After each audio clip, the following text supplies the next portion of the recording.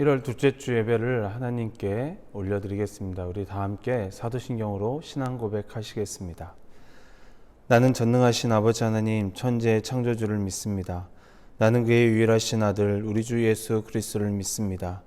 그는 성령으로 잉태되어 동정녀 마리아에게서 나시고 본디오 빌라도에게 고난을 받아 십자가에 못 박혀 죽으시고 장사된 지 사흘 만에 죽은 자 가운데서 다시 살아나셨으며 하늘에 오르시어 전능하신 아버지 하나님 우편에 앉아 계시다가 거기로부터 살아있는 자와 죽은 자를 심판하러 오십니다. 나는 성령을 믿으며 거룩한 공 교회와 성도의 교제와 죄를 용서받는 것과 몸의 부활과 영생을 믿습니다. 아멘. 오늘 하나님께서 우리에게 주시는 말씀은 출애굽기 3장 11절부터 15절까지의 말씀입니다. 구약성경 85면에 있습니다. 출애굽기 3장 11절부터 15절까지의 말씀, 저와 여러분들이 한 목소리로 함께 봉독하겠습니다. 모세가 하나님께 아뢰되 내가 누구이기에 바로에게 가며 이스라엘 자손을 애굽에서 인도하여 내리이까? 하나님이 이르시되 내가 반드시 너와 함께 있으리라. 내가 그 백성을 애굽에서 인도하여 낸 후에 너희가 이 산에서 하나님을 섬기리니 이것이 내가 너를 보낸 증거니라.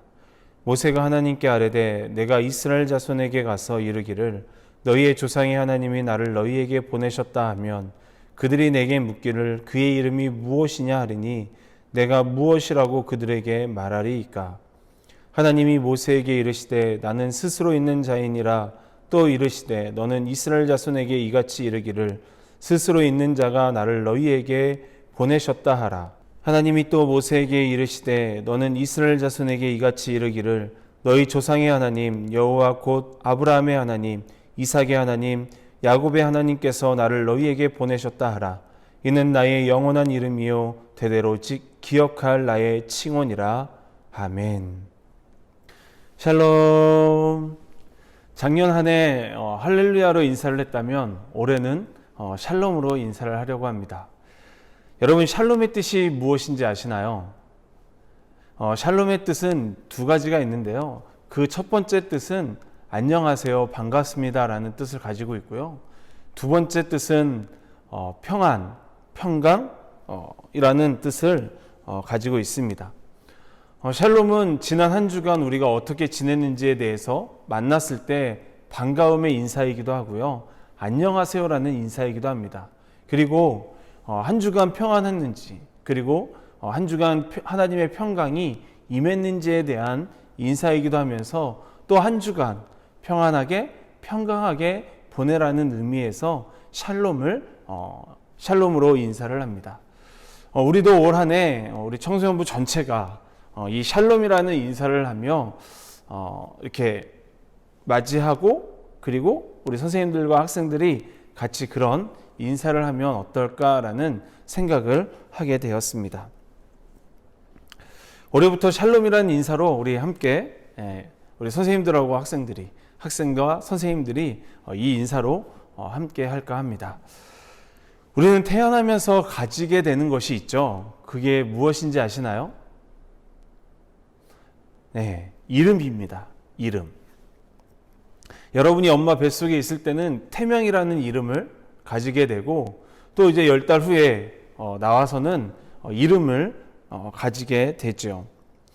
신우철이라는 이름이 있는 것처럼 하나님께도 이름이 있습니다. 그 이름을 오늘 성경에서 증거하고 있어요. 오늘 우리가 읽은 말씀에서 하나님께서는 자신의 이름을 가르쳐주고 계십니다. 스스로 있는 자 여호와 하나님.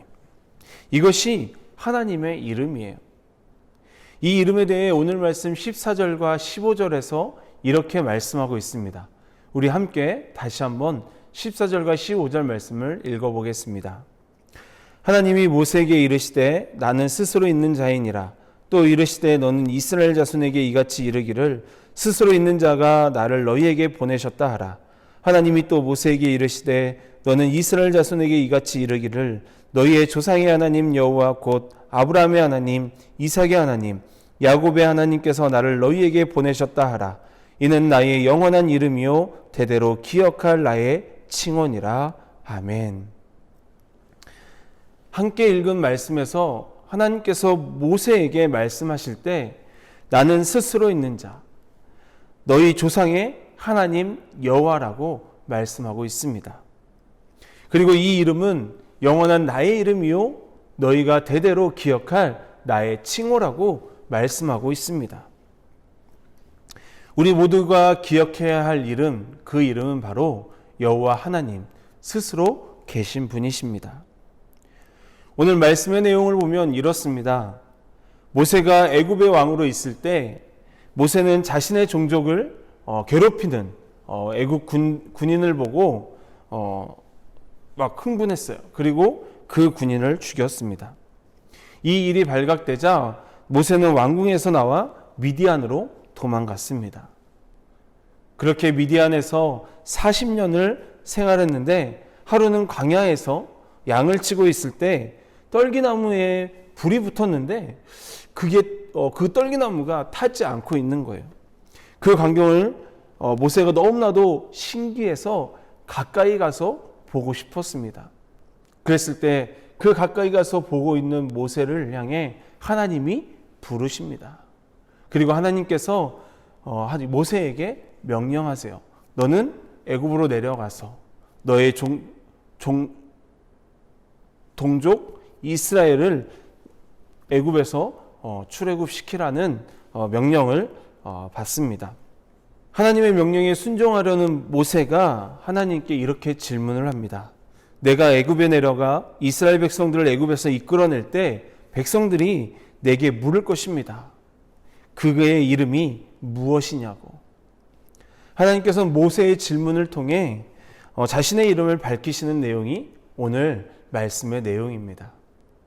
하나님께서는 모세의 질문에 이렇게 답변하셨죠. 나는 스스로 있는 자, 너희 조상의 하나님 여호와라고 밝히셨습니다. 여기서 우리가 알아야 할 것이 있어요. 그것은 뭐냐 하면 하나님은 누군가가 만들어낸 신이 아니라는 것입니다. 인물이 아니라는 거예요.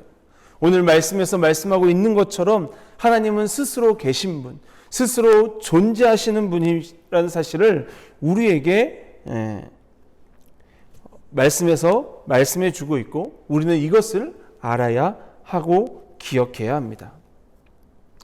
우리는 유일신을 믿고 있어요. 하나님만이 유일신입니다. 이 땅의 신은 오직 하나님입니다. 모세를 통해 하나님께서 밝힌 이름에 대해 이렇게 말씀하시죠. 이는 나의 영원한 이름이요 대대로 너희가 기억할 나의 칭호다. 그래서 우리는 유일하신 하나님께 찬양하고 예배하는 것입니다. 우리가 하나님을 예배하고 찬양하는 이유는 하나님께서 우리와 함께하고 계시기 때문이에요. 지금 이 시간도 스스로 계신 분, 그 하나님이 우리와 함께 계십니다. 아멘. 그렇다면 우리는 이것을 어떻게 알 수 있을까요? 오늘 말씀 12절에서 말씀해 주고 있습니다. 우리 함께 12절 말씀을 읽어보겠습니다. 하나님이 이르시되 내가 반드시 너와 함께 있으리라. 내가 그 백성을 애굽에서 인도하여 낸 후에 너희가 이 산에서 하나님을 섬기리니 이것이 내가 너를 보낸 증거니라. 하나님께서 모세에게 뭐라고 12절에서 말씀하고 있습니까? 내가 반드시 너와 함께 있으리라. 하나님께서 모세에게 내가 반드시 너와 함께 있으리라는 이 증거에서 하나님께서는 우리와 함께하고 계심을 우리는 알 수 있습니다. 우리는 하나님께서 우리와 함께하고 계신다는 이 사실을 하나님의 이름을 통해서도 알 수 있어요. 하나님의 이름은 스스로 있는 자 여호와입니다. 즉 여호와는 스스로 있는 자이죠. 여기서 여호와는 스스로 있는 자의 의미는 내가 너와 함께한다는 의미를 담고 있습니다. 즉 하나님의 이름의 의미는 우리와 함께 하신다라는 거예요. 그래서 여호와 하나님께서는 언제나 우리와 함께 하신다는 이 사실에 대해 우리는 하나님의 이름에서 알 수 있는 것입니다. 또 한 분을 통해서 하나님께서 우리와 함께 계시다라는 이 사실을 우리는 알 수 있습니다. 그 한 분이 누구일까요? 네, 누구라고요? 네, 맞습니다. 예수님입니다. 여러분, 신약 성경 마태복음에 보면 예수의 이름의 뜻이 나와 있습니다. 예수 이름의 뜻이 무엇입니까? 구원이에요.